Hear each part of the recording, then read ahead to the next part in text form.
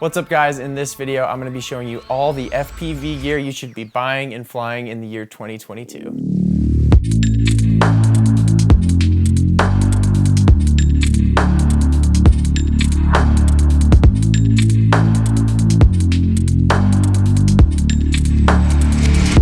It's been a long night.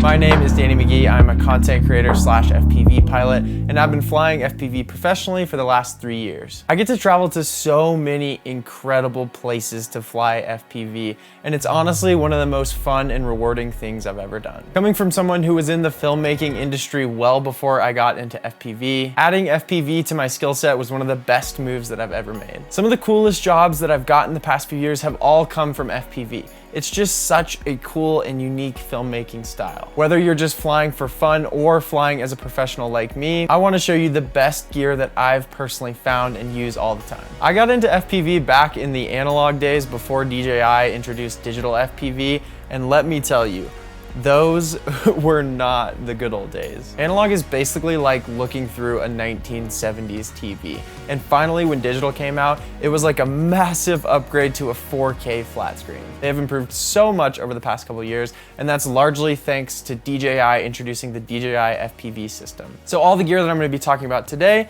is in that DJI FPV system. And that's not to be confused with the DJI FPV drone. That's a completely separate thing. The DJI FPV system is basically the goggles, the controller, and then a little flight controller that you can basically put in any drone that you want. I've done a bunch of videos on my channel about why I think this setup that I'm about to talk about is way better than the DJI FPV drone. You can find those videos on my channel after you're done watching this video. I just don't want you guys to buy FPV gear that you're gonna instantly want to upgrade. I want you to get a system that you're gonna be able to use for years to come, and I think it's pretty safe to say that digital FPV is gonna be around for a while. I don't know, maybe someday they're gonna come out with like some metaverse stuff where you're like basically in a full 360 goggle headset, which would be sick, but for now, digital is where it's at. The number one thing you can do to be a better FPV pilot is to hit the like button down below.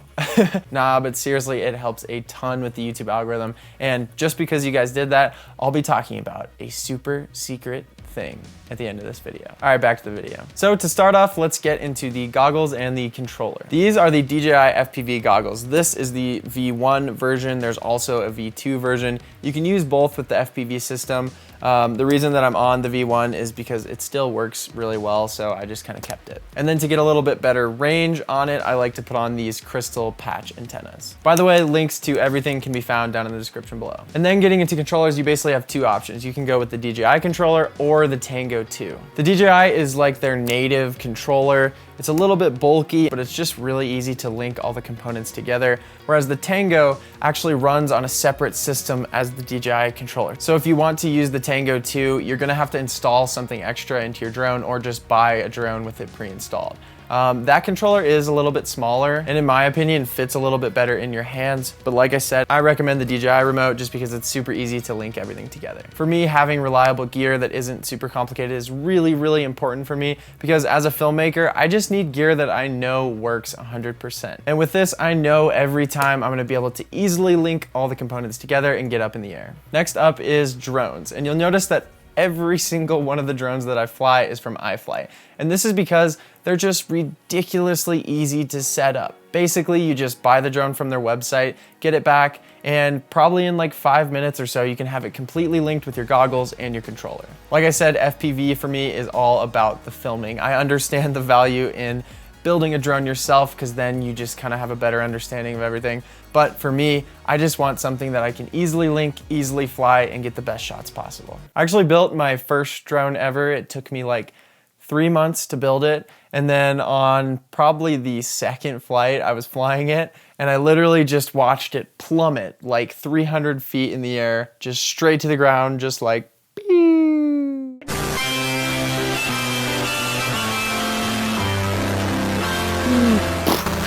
3 months of hard work gone. So long story short, I choose to go with the bind and flies. So as far as my top 5-inch drone pick, those would be the drones that are kind of like the most common you see out in the wild. They're pretty good at a lot of different situations. They can do long range pretty decently, and then also they really rip. So if you're doing freestyle, these are great. And my recommendation is the NAZGUL 5. This thing has great range, is an absolute beast at freestyle, and I just couldn't recommend it enough. The next drone that I want to talk about is my PROTEK 35. This drone is a super good beginner drone actually, and I actually have a full video on that. If you want to check that out up here, you can kind of just see my thoughts on why I think this is the best drone for beginners. It is a really great kind of in between Cinewhoop and 5-inch. If you're not familiar with what a Cinewhoop is, it's basically a drone with either prop guards or ducks. And what I like about this drone is because it actually handles really well, so you can do some freestyle with it. But you're also not gonna break your propellers every time you crash just because it has these nice prop guards. Most Cinewhoops just don't handle quite as well as this one. The last drone that I want to talk about, which is also a Cinewhoop, is this PROTEK 25 pusher drone. So as you can see, it's a similar design to the PROTEK 35, but it's a lot smaller. And you actually have to use a naked GoPro to get this to work. It's basically like a stripped down Hero 10. So they take it apart, like get rid of all the unnecessary parts, and that makes it really light. So this drone becomes sub 250 grams. The reason that's important is because you can fly this drone over people. You can fly this in a lot of different situations where you just can't fly a bigger drone at. And I freaking love this thing. This thing actually handles really well. The only downside is that you just have to buy a naked GoPro to go on top of it.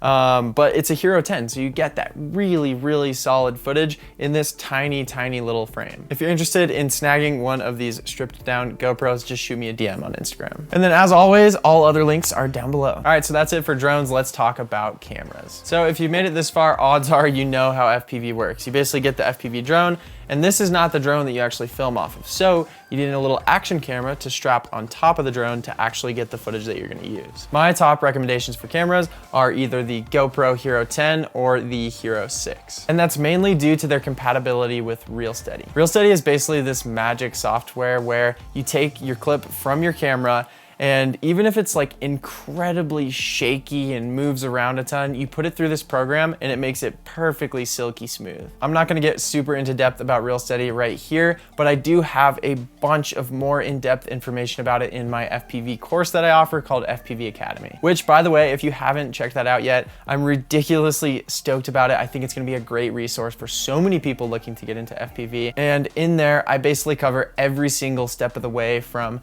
you know, getting your first tiny whoop drone, getting time in the simulator, what gear to buy, what settings to use when you're filming, what cameras to use, all the way to the post-processing. And on top of that, I have a section on actually pitching that work to brands and companies to start making money from FPV. I'm super, super proud of what we built. So if you do want to check that out, link is down below as well. But to get back to cameras, basically I would recommend going with whatever newest GoPro is out. So right now it's the Hero 10, but when they do release the Hero 11, I'm expecting that to be my newest favorite one. GoPro is just constantly stepping things up every single year. But if you're looking for something a little bit cheaper, I would definitely recommend this Hero 6.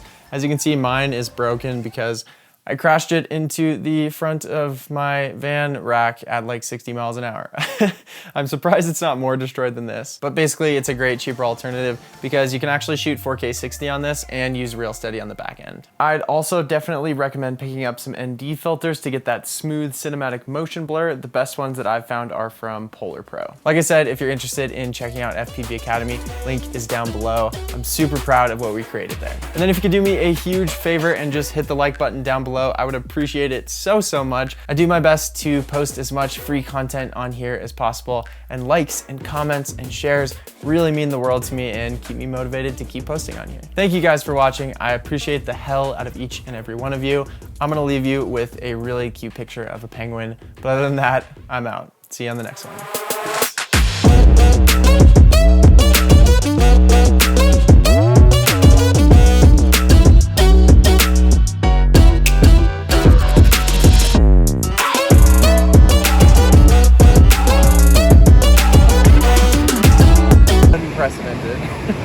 It's so beautiful. No, but actually I forgot basically all the mounting hardware for my GoPro onto the drone.